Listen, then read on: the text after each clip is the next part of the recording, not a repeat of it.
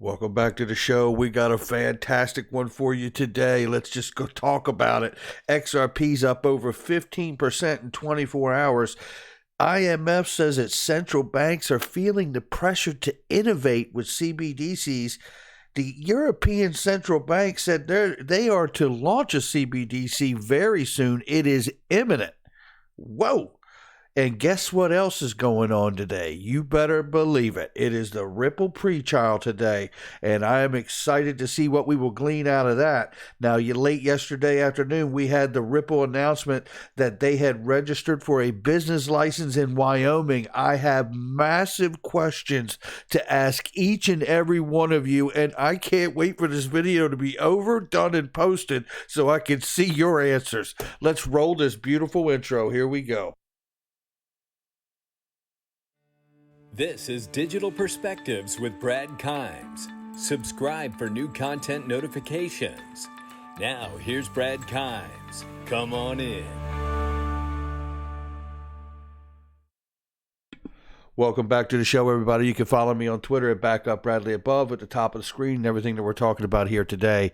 Let's go ahead and get into this thing. So right now we're sitting at 1.6 trillion plus on the cryptocurrency market cap collectively. Bitcoin 54,628 and 89 cents. It's up 14.82. Let's just look at XRP at the number 7 spot, courtesy of the dereliction of duty by the SEC. We should hear more on that later after the pretrial hearing today, but we are at 59 cents, and I know we did hit 60 or 61 cents. We'll talk about that in just a second. We're up 0.58% on the 7-day and 10.19% on the 24-hour. Let's go ahead and get started. Here we go.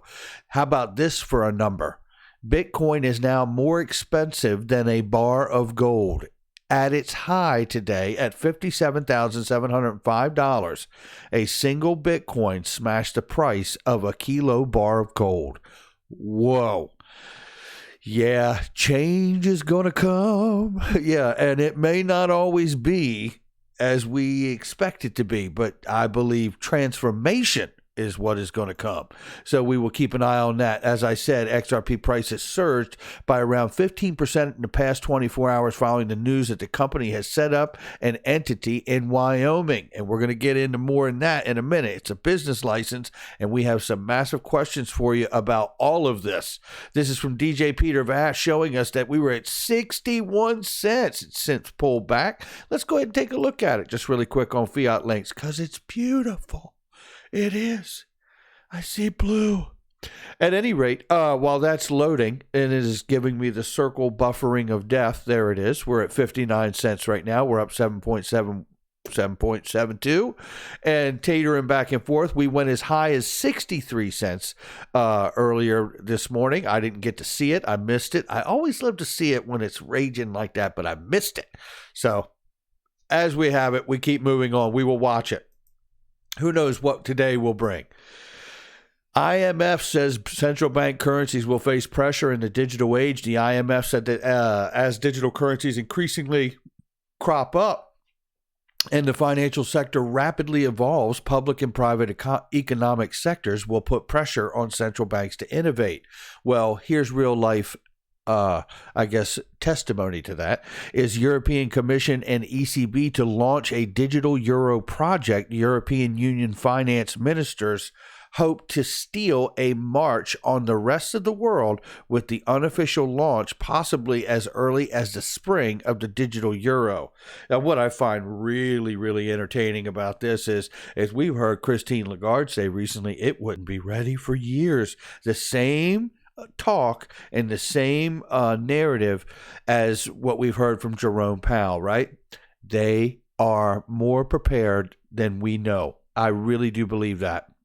Now, we'll keep an eye on that because you got to have the legitimate on and off ramps in order for this market to take off in the way that we're all waiting for it to, with the clarity, with a unified framework. All of those things, whether you believe it or not, hinge on a very, very important keystone, and that keystone is central bank digital currencies. Don't believe that it's still true. All right, looking at this is the actual case. We are going to trial today, pre-trial hearing today. That's right. Everybody's knees are cackling like the man's looking for them. No, I'm kidding. But I think more likely everybody's excited to get in there and put their case forward and see what goes on with this pre-trial hearing. And if we're able to glean any new information from it. It is impressive to understand that they have, well, here is Clinton Donnelly, in fact, telling us that the first meeting in the U.S. Securities Exchange Commission lawsuit against Ripple for the sale of XRP between the two sides since the filing is today. Well, I don't know the time. Somebody said 10 a.m., but I'm not sure. And I'm not sure. I don't think we're allowed to listen, but who knows what will come of that. We will try to follow it as best we can. I haven't found any information that says we're able to see what's going on or listen or anything like that. So we'll see what comes of it today. But it leaves a lot of questions. And by the way, Clinton Donnelly, the best crypto tax fixer on the planet. Got a link in the description, link in the comment section. Reach out to him. He has helped so many people. Here's the deal. We know we have the pre-trial hearing today. Ripple is now registered as a Cheyenne, Wyoming business under Ripple Markets. And this, in fact, and shout out to XRP Crypto Wolf, Michael Val, 5 Links, Bond Crypt, and everybody else, Jesus Tejero, all of you. I appreciate each and every one of you so much. This is the document here. Ripple filed a Ripple Markets Wyoming LLC on November 2nd, 2020. Oh, this is a little while ago they did this, right? And there you have it. It's beautiful. All right, what do we know? There's a couple things here. One, Ripple said not long ago that they were going to be leaving the country if things didn't change. I don't know about you, but I'm going to go ahead and take that one off the table. Looks like they're staying. If you want to be more specific, it looks like we're going to be sending a few boxes with Ripple stuff in it to Wyoming, right? Now, what's interesting about this is we know that Ripple is continuing to expand and grow, and they're looking for somebody in its Bank Secrecy Act division, anti-money laundering, economic sanction compliance team. Why would they need to expand that division? I don't know. They did just get a business license in Wyoming. Well, who else has done that? Kraken, the coin exchange that got a banking charter in Wyoming. We've talked about this a lot on this channel. You see the evidence. I see things that are suggesting a couple things here. One, does it look like Ripple might be on a path to become a bank? I think the answer is yes, it does look like that. Does it mean it's going to happen? No, but it does look like that, right? Let me tell you what else it looks like to me. It looks like to me we might have more of a deal working out with the SEC than we actually thought. Because why would they do that? Here's the other thought. Did we get a security designation? Are we getting a security designation? Because that almost plays into the idea why they would get a bank charter too, whether they plan on, being a full-fledged bank and having direct contact, or whether they plan on getting a charter or remaining a business and working through a third-party entity to deal with the sales of their XRP. I don't know. But I smell that something is up, and I smell that Ripple understands what they need to be doing now, as opposed to the lack of clarity they had where they were like, we may leave the U.S. Well, it doesn't look like they're leaving the U.S. now, does it? And in fact, they've got a business license where other blockchain crypto companies are going to really get to a place where they can graduate into a banking charter, a banking license.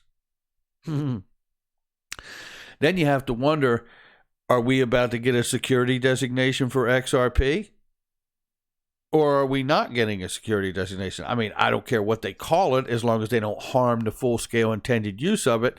And as long as at the end of the day, however it falls on whatever side of the fence it is, I'm able to buy, sell, trade, and hold XRP, right? But one has to ask these questions. Will XRP get a security designation? Are Ripple intending to become a full-fledged bank? I mean, let's look at this, for instance. I did a diagram on this months ago, right? Let's take a look at this. What is this? Well, I'll tell you what it is. This is a layout of Ripple as a central bank, a lender of last resort. Did this a long time ago. I'm sure if you've been with me a while, you remember the diagram and the videos. How long have we been going on about the idea that Ripple could become a full-fledged central bank? Why do you say that, Brad? Well, one, I believe that the $50 billion in escrow are really held by a third party, because that's what the definition of escrow is a third party holding funds. I believe that third party potentially could be like PolySign. It was created by David Schwartz and Arthur Brito, by the way, for which Ripple is a lender of last resort, for which we've heard Miguel Viez say in years past. We've even heard Brad Garlinghouse say like a lender of last resort. They can, from that position, receive the escrow on its monthly contract, determine how much stays out for their customers and clients, and put the rest in new contracts on the back of the escrows schedule. They also sell OTC XRP to exchanges on the secondary market, and in Q2 of 2020, they told us they were going to participate in buyback scenarios when applicable. So Ripple at that point saw themselves in two ways, either as a customer to the use of XRP as every other entity, or they saw themselves as a bank, a central bank like the Federal Reserve. It's up to them to answer, but both of them are really good answers.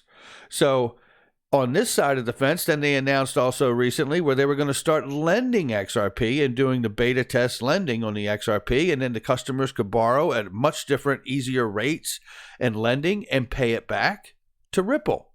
This is really a bank.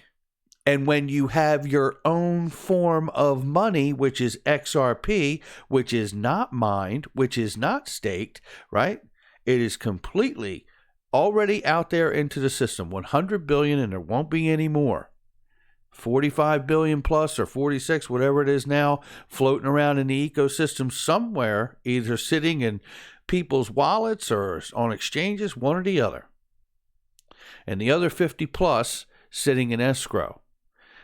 Now, granted, the question here for me, and I've said this a bunch on this channel as well, is that the SEC and the lawsuit is about what happens to the escrow, because of what I just laid out here for you, and the fact that the SEC highlighted in the complaint that Ripple has been successful in, excuse me for the screen, has been successful in widespread adoption on line 82 in this document. I'll go to it really quickly here, just so you can see.